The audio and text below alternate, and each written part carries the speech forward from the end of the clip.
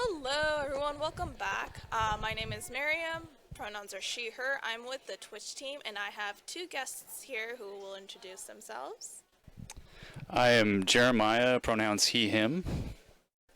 I am Shell, pronouns she, they, and we are Heart20 Games. Awesome.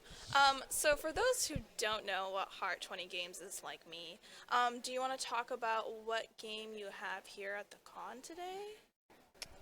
Yeah, so this is actually our first time showing this game. It's called Heart of the Dungeon. It is an action RPG made in a 2.5D style, meaning that the characters are two-dimensional and the environments are all fully 3D. It's kind of loosely based off of tabletop role-playing games and things like D&D, with a bit of a cartoony, fun angle to it. And also, instead of playing the hero, you're playing as the misfit monsters in a dungeon. So trying to fend off the heroes that are coming to assault your dungeon and steal your loots. So our roles here in the studio, we're about a 6-person team. I am the art director, artist, and animator, and... I started out as the composer, so I was doing all the music, but we had a lot of roles we needed to fill, so I learned coding, I learned VFX. We kind of both do narrative design, and I do level design, a little bit of 3D modeling. Kind of tried to pick up whatever hats we needed filled. Yeah. Sounds like you're all like one man does all, or one person does all, kind of. Renaissance person. Yeah. So going back to your game, I did see that there's the main character is called Gopkin. Correct me if I'm wrong. Yeah, so the demo that we have today, our main character starts out as Baylor, but as you progress through the game, you do switch to Gobkin as the main character. More or less, we do have a party of 3 folks who are Osseous, the derelict skeleton, who has lost a few too many bones to be a fierce dungeon skeleton, and Rhoda, the cute and fluffy, but also very fierce dungeon rat. And then Gobkin is somewhat of a blank slate. We have to decide who they are, what they're about, figure out what their journey is along the way. So what inspired you for these characters? I'm just very curious. Yeah, so we started out as a game jam game last November during the Seattle Indie Slow Jam, and our team, it was myself, Jeremiah, and another friend of ours, John, who we've had a background with working with each other with really narrative-heavy games, and we really wanted to do something that was interesting to us and also conveyed a very heartfelt and very interesting story with some characters that we came up with during the jam. So the theme of the jam was Strange Dungeon, and we took that and we're thinking, okay, we're gonna do a dungeon, but it's all the monsters, and there's these kind of misfit monsters, and they're fending off the heroic adventurers. That's awesome. So the idea started in November, and you all are already doing a demo here at GeekGirlCon. Yeah. That's super exciting. That's a lot of progress you've all made in less than a year? Yeah. So could you tell me more about Heart20 Games? Is that a new... Yeah, well, it actually just spawned from the game jam that we did. So as Shell mentioned, Shell, I, and our friend John had been working together on other projects for quite some time, but when the game jam started, we just went on the Seattle Indies Discord and recruited some other people, and those people brought in a few other people, and we ended up with a team of 6 people that we thought we'd be just working with for 2 weeks, but then we got to the end of the 2 weeks and realized that we really liked doing this, and we had more story we wanted to tell, and we had a good vibe. So around January or so this year, we all met up and said, hey, we want to keep going. And I mean, that's where we are now. We formed Heart20 and haven't looked back since. It's been a really, we just work really well together. It's been a lot of fun. I think that's very inspirational, especially for any of the people who are watching. And they're like, oh, I have an idea, but how do I move forward with this? How do I grow? How do I find, how do I get to kind of my goal? do you have any words of inspiration for those who probably, or like words for yourself from like a year ago before November? Well, I'm sure Shell has some too. For me, I would say just if there's something that you want to do, just do it.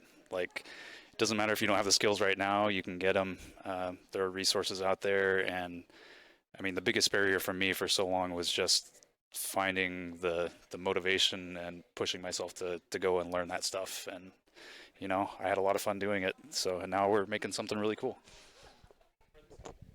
Yeah, I want to say that it's really motivating when you're able to find your community.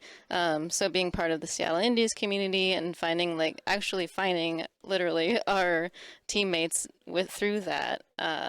It's really inspiring to be at events like this where there's other devs that you can talk with and like really validate the things that have been happening and all the processes that it takes to get a game to completion.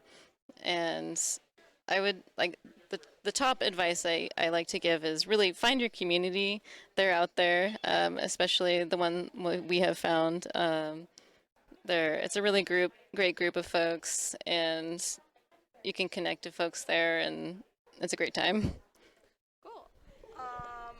So I'm gonna go back to your game that you're demoing here and ask, what was the hardest part of developing that game?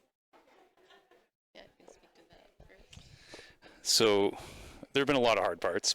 The hardest part, I think, is the fact that we are doing a 2.5D game.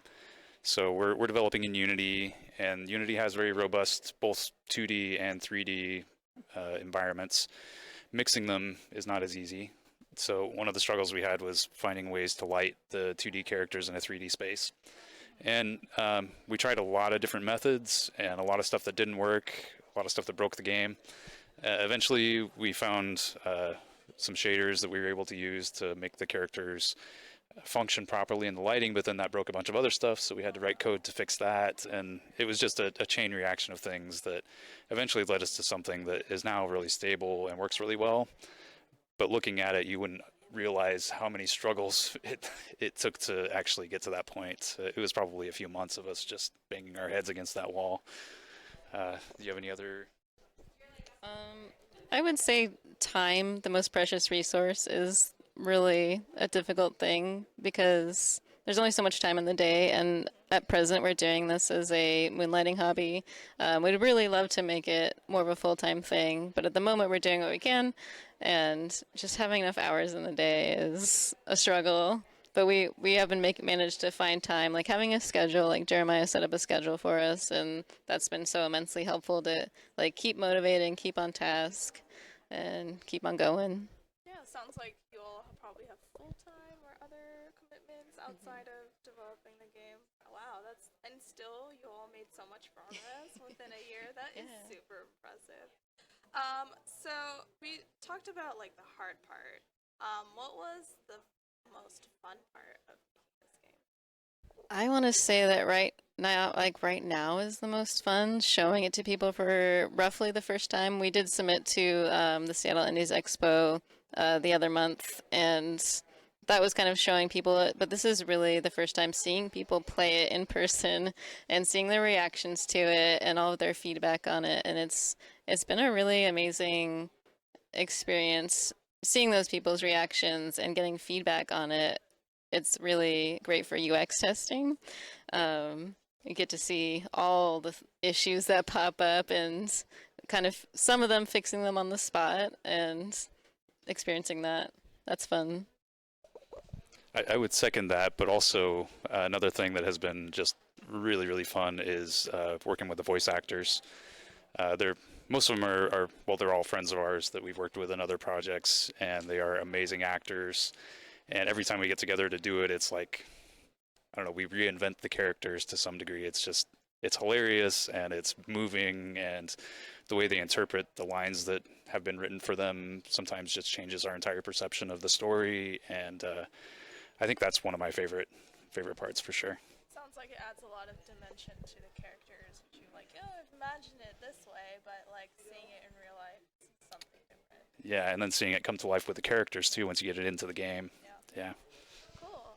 So where can we all find your game? Is it up anywhere, or do Yeah, have you plans? can play the demo right now. It's on our itch.io page. So it's my Shell Dragon. So my name SHELLDRAGON.itch.io, and you can find the Heart of the Dungeon alpha. I think it's called parentheses alpha, and then you can find our socials on Twitter at Heart20 Games, Instagram and Twitch on the same Heart20 Games name.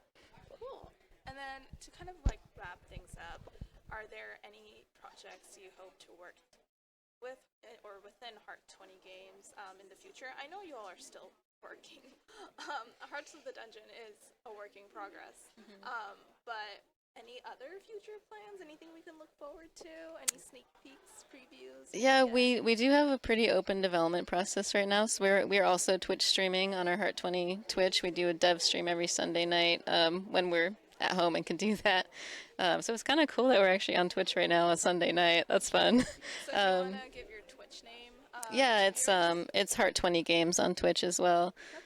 And there was something else. Oh, as far as future projects go, like, I mean, we've tossed around the concept of a sequel, but it's a little premature. A little bit. A little bit, but it's always something to look forward to and keep moving forward. Any final words? Anything you want to? Any shout outs you want to do? I mean, I obviously want to shout out to our team. Like, we have Ian and John, who are back at the booth right now, and then Louise, who came up from Portland yesterday to be with us, and our sound guy, Matt, who is on the East Coast, who couldn't be here, who we really wish could be. And then just like everybody that has come and talked to us this weekend so far, it's been amazing interfacing with people and seeing their reactions to the game. Yeah, and if you want to come see us, we're still here at GeekGirlCon for the remaining hours here in the video gaming room. Yeah, that will be until 6 o'clock today, right? Okay, I believe so. I believe that closes at 6. Yeah. All right. So at 5 o'clock, we actually have our Real Nerds of Comedy with Valerie Ventega. And after that, we will be wrapping up our stream. So make sure you stay tuned for our end of the day message. And yeah, that's it. All right. Bye.